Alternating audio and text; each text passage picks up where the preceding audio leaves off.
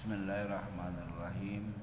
Assalamualaikum warahmatullahi wabarakatuh. Alhamdulillah. Alhamdulillahilladzi arsala rasulahu bil huda wa dinil haqq liyudhhirahu 'alad dini kulli wa kafa billahi syahida. Assalatu wassalamu ala sayyidina Muhammad wa ala alihi wa ashabihi wa man tabi'ahum bi ihsanin ila yaumiddin. Ashhadu an la ilaha illallah wahdahu la syarikalah wa ashhadu anna Muhammadan abduhu wa rasuluh. Amma ba'du.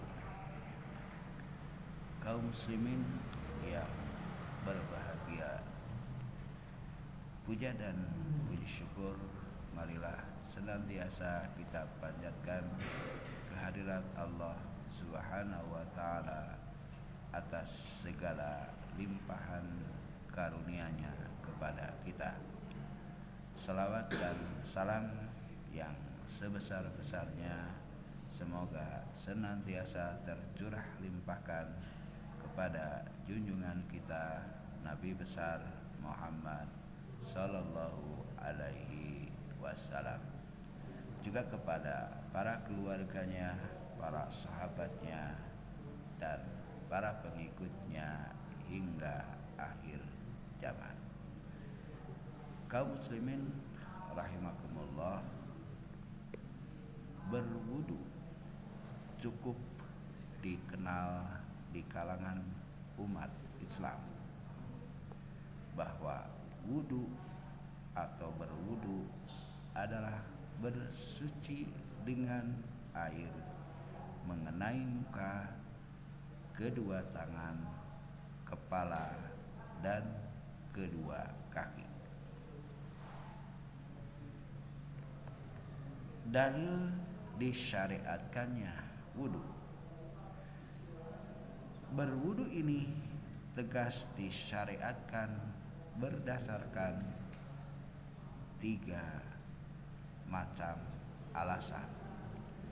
Yang pertama, kitab suci Al-Quran sebagai sumber tertinggi hukum Islam. Allah Subhanahu wa taala berfirman, A'udzubillahi minasyaitonir rajim. Ya ayyuhalladzina amanu idza kumtum ilas sholati faghsilu wujuhakum wa aydikum ilal marafiqi wamsahu biru'usikum wa arjulakum ilal ka'bain. Yang artinya, wahai orang-orang yang beriman, jika kamu hendak berdiri melakukan sholat, maka basuhlah mukamu dan tanganmu sampai siku. Kemudian sapulah kepalamu dan basuh kakimu hingga kedua mata kaki. Al-Quran surat Al-Maidah ayat 6. Alasan yang kedua adalah sunnah atau hadis. Diriwayatkan oleh Abu Hurairah radhiyallahu anhu bahwa Nabi sallallahu alaihi wasallam bersabda, la yaqbalullahu sholata ahadikum ida ahdasa hatta yatawaddoa. Artinya, Allah tidak menerima sholat salah seorang di antaramu bila ia berhadas sampai ia berwudu terlebih dahulu. Hadis riwayat Bukhari dan Muslim, Abu Dawud, dan Tirmizi.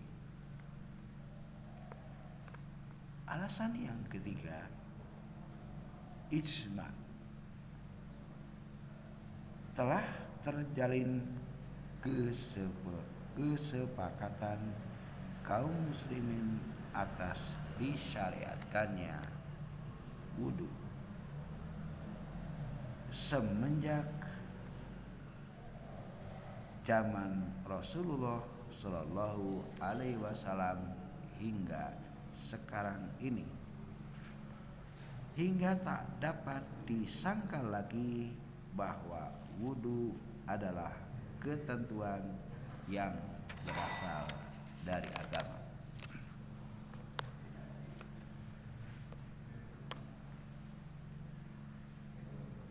Keistimewaan berwudu. Banyak sekali hadis-hadis yang diterima mengenai keutamaan berwudu. Cukup kita sebutkan sebagian di antaranya. Yang pertama, an Abdillahi Khunasinu radhiyallahu anhu anna Rasulullah sallallahu alaihi wasallam qala idza tawaddu'a Abdul wa'sami kharasatil khotoya min fihi. Diterima dari Abdullah Al-Khusani radhiyallahu anhu bahwa Rasulullah sallallahu alaihi wasallam bersabda, bila seseorang hamba berwudu lalu berkumur-kumur, keluarlah dosa-dosa dari mulutnya. Jika ia membersihkan hidung, dosa-dosa akan keluar pula dari hidungnya. Begitu juga tatkala ia membasuh muka, dosa-dosa akan keluar dari mukanya sampai dari bawah pinggir kelopak matanya. Jika ia membasuh kedua tangannya, dosa-dosanya akan turut keluar sampai dari bawah kukunya. Demikian pula halnya bila ia menyapu kepala, dosa-dosanya akan keluar dari kepala, bahkan dari kedua telinganya. Begitupun tatkala ia membasuh kedua kaki, keluarlah pula dosa-dosanya tersebut dari dalamnya sampai bawah kuku jari-jari kakinya. Kemudian tinggallah perjalanannya ke masjid dan sholatnya menjadi pahala yang bersih baginya. Subhanallah, begitu keagungan, keistimewaan dan manfaat dari berwudu. Karenanya mari kita sempurnakan wudu dengan sebaik-baiknya. Biasakan untuk selalu memiliki wudu atau dalam keadaan suci. Demikian hadis riwayat Malik, Nasai, Ibnu Majah dan Al-Hakim. Hadis yang kedua, wa an Anasin radhiyallahu anhu anna Rasulullah sallallahu alaihi wasallam. Dari Anas radhiyallahu anhu bahwa Rasulullah sallallahu alaihi wasallam bersabda, dengan perangai yang baik yang terdapat pada seorang laki-laki, Allah menyempurnakan segala amalnya, dan dengan bersucinya untuk mengerjakan sholat, Allah menghapus dosa-dosanya hingga bulatlah sholat itu menjadi pahala baginya. Hadis riwayat Abu Ya'la, Bashar dan Tobrani dalam al-awsaq. Yang ketiga, wa an Abi Hurairah radhiyallahu anhu anna Rasulullah sallallahu alaihi wasallam qala. Dari Abu Hurairah radhiyallahu anhu bahwa Rasulullah sallallahu alaihi wasallam bersabda, maukah saya tunjukkan padamu hal-hal dengan mana Allah menghapus dosa-dosamu serta mengangkat derajatmu? Ujar mereka, tentu ya Rasulullah. Rasulullah berkata, menyempurnakan wudu, menghadapi segala kesusahan, dan sering melangkah mengunjungi masjid serta menunggu sholat demi sholat. Nah, itulah dia perjuangan. Sekali lagi perjuangan. Hadis riwayat Malik, Muslim, Tirmidzi, dan An-Nasa'i. Yang keempat, wa anhu radhiyallahu anhu anna Rasulullah sallallahu alaihi wasallam, daripadanya pula bahwa Rasulullah sallallahu alaihi wasallam bersabda, ketika mendatangi pekuburan, assalamualaikum, tempat perkampungan kaum muslimin, dan insya Allah tidak lama lagi kami akan menyusul kamu. Oh, alangkah inginnya hatiku hendak melihat saudara-saudaraku. Para sahabat berkata, tidakkah kami ini saudara-saudaramu, saudara-saudara Anda ya Rasulullah? Tuan-tuan adalah sahabat-sahabat dan saudara-saudaraku, ialah yang belum lagi muncul. Betapa caranya Anda dapat mengetahui keadaan umat Anda yang belum muncul itu ya Rasulullah? Tanya mereka pula. Bagaimana pendapat tuan-tuan bila umpamanya seorang laki-laki mempunyai seekor kuda putih belang kaki, hendak berada di tengah-tengah kuda hitam pekat, tidakkah ia dapat mengenal kudanya itu? Dapat ya Rasulullah. Nah, demikian halnya mereka. Mereka datang dalam keadaan cemerlang dan bertanda disebabkan wudu, sedang saya menjadi perintis mereka menuju telaga. Wahai, tidaklah orang-orang yang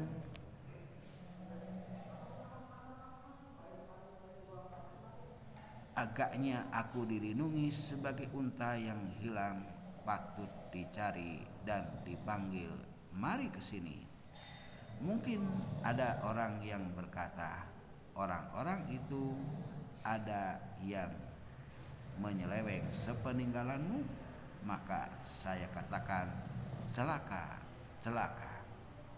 Hadis riwayat Muslim. Kaum muslimin rahimakumullah, wudu ini mempunyai fardu dan rukun-rukunnya. Dari mana hakikatnya dapat tersusun, dan seandainya salah satu di antaranya ketinggalan, tidaklah wudu itu terwujud dan tiada dipandang sah menurut agama. Jadi wudu itu punya rukun, punya syarat-syarat, dan kalau wudu itu salah satu rukunnya tidak dikerjakan atau syaratnya tidak dipenuhi, maka dalam pandangan agama wudu itu menjadi tidak sah. Rukun wudu ada 6. Yang pertama adalah niat. Maksudnya ialah kemauan yang tertuju terhadap perbuatan demi mengharap keridhaan Allah dan mematuhi peraturannya. Dan ia merupakan perbuatan hati semata dan tidak ada orang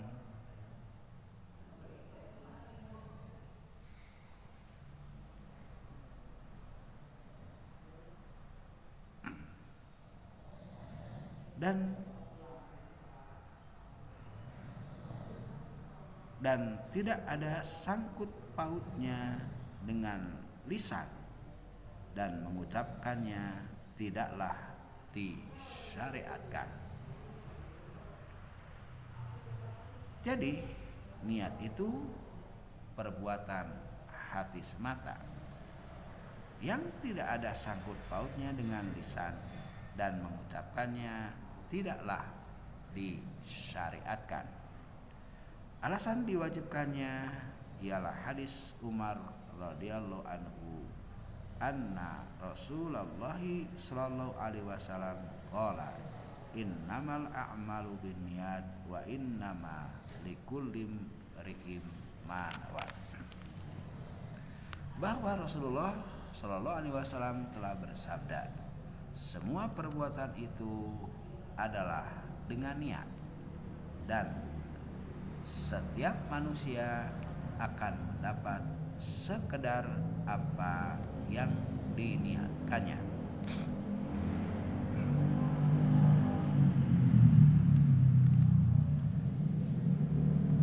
Rukun atau fardu kedua adalah membasuh muka 1 kali. Artinya mengalirkan air ke atasnya, karena air arti membasuh itu ialah mengalirkan. Batas muka itu panjangnya ialah dari puncak kening sampai dagu. Puncak kening sampai dagu. Dan lebarnya adalah dari pinggir telinga sampai ke pinggir telinga yang satunya lagi. Panjangnya dari kening, atas kening sampai dagu, lebarnya dari telinga sampai ke telinga kembali. Yang ketiga adalah membasuh kedua tangan sampai kedua siku. Siku itu ialah engsel yang menghubungkan tangan dengan lengan. Dari kedua siku itu termasuk yang wajib dibasuh, karena selalu dilakukan oleh Nabi Sallallahu Alaihi Wasallam. Tidak akan diterima keterangan bahwa Nabi pernah meninggalkannya. Dari sini sampai ke siku. Siku itu adalah pergelangan. Ini tidak boleh tidak dibasuh, harus dibasuh. Yang keempat adalah menyapu kepala. Maksudnya ialah melapkan sesuatu yang basah. Dan ini tidak akan terwujud kecuali adanya gerakan dari anggota yang menyapu dalam keadaan lekat dengan yang disapu. Maka meletakkan tangan atau jari ke atas kepala atau lainnya tidak dapat dikatakan menyapu. Dalam arti berarti tidak cukup dengan begini saja, ya, tapi dengan seperti ini.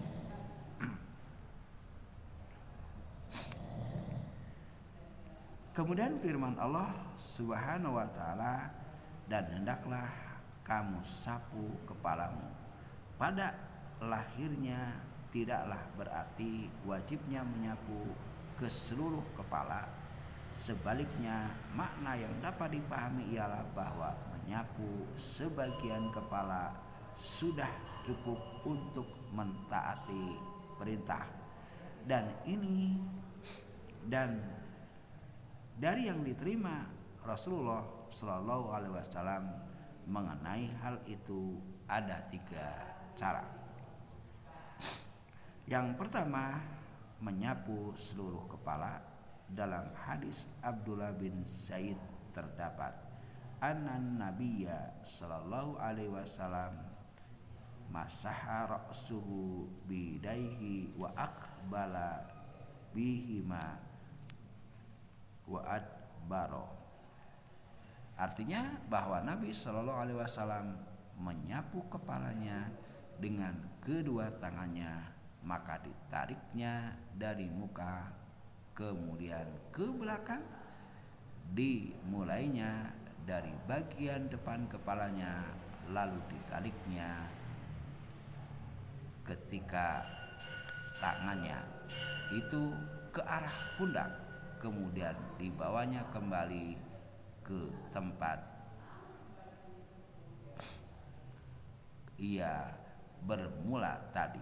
Hadis riwayat jamaah. Jadi seperti ini dengan kedua tangannya.